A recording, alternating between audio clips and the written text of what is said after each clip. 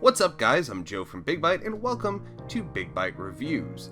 Today we're taking a look at the Untitled Goose Game. Specifically, we're taking a look at the Nintendo Switch version. Have you ever been in a public park, university, or other open space where you've had to deal with geese wreaking havoc? What if I told you that Untitled Goose Game lets you be that evil goose while you wreak havoc around this small village? Let's take a look at some of the elements of this game.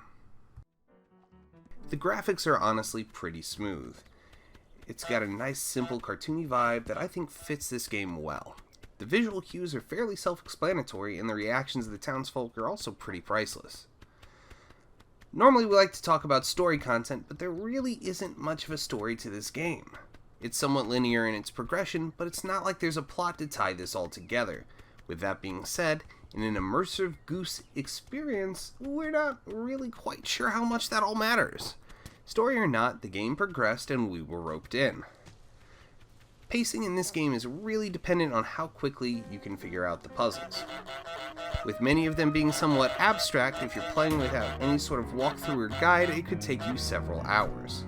If you're quick at puzzle games and not ashamed to pick up a walkthrough when you need it, or if you just play along with the walkthrough, you could easily beat this game in a couple of hours. We've also seen it speedrun in less than 4 minutes. Either way you slice it, this game feels a little short for a $20 game.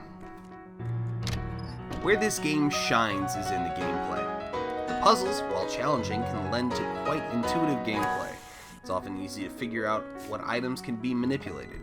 It invites you to mess around and figure it out on your own, which is a great quality in a puzzle game. Additionally, while it is usually clear on what you can interact with, it doesn't spell it out for you. You still need to think laterally to figure out some of the more abstract puzzles, like getting the gardener to wear his sun hat. The game controls reasonably well, if you remember to, not run the entire time. Running greatly decreases your ability to corner, and can sometimes make the goose just impossible to control. As far as the control scheme on the Switch goes, the default mapping felt a little awkward, but mercifully, the game gives the option to remap the controller, so that's easily remedied. Additionally, an intentionally vague tutorial level gently guides the user to figure out what this goose can do. The soundtrack in this game is a masterpiece. The piano is relaxing, but does a great job with context sensitivity.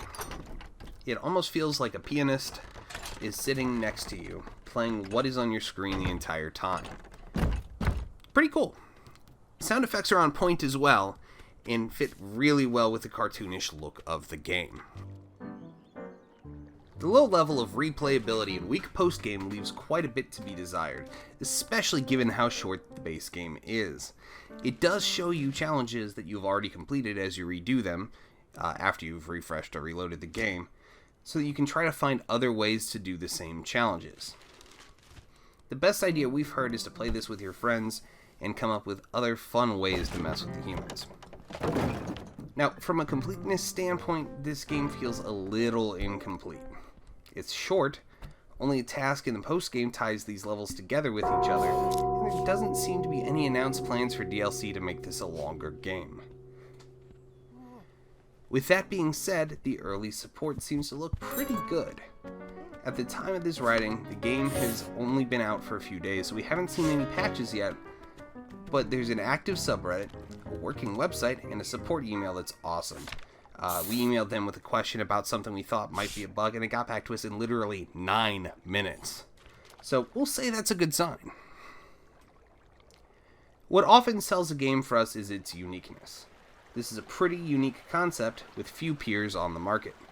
While it brings back memories of Goat Simulator and Human Fall Flat, it feels like it stands well on its own as a unique game, and certainly does not feel like a clone of either title. Frankly, there's just really nothing like it out there right now. Overall, we give the Untitled Goose Game 8 out of 10 stars. While the game feels really short for a $20 game, it largely makes up for it with its unique gameplay, great art style, and beautiful soundtrack. But don't take our word for it. Play the Untitled Goose Game yourself. It's available now on Nintendo Switch and for PC on the Epic Game Store. Once you've played it, come back and tell us what you think in the comments below. And don't forget to subscribe to our channel and ring the bell so you don't miss an episode of Big Bite Reviews. Thanks for watching.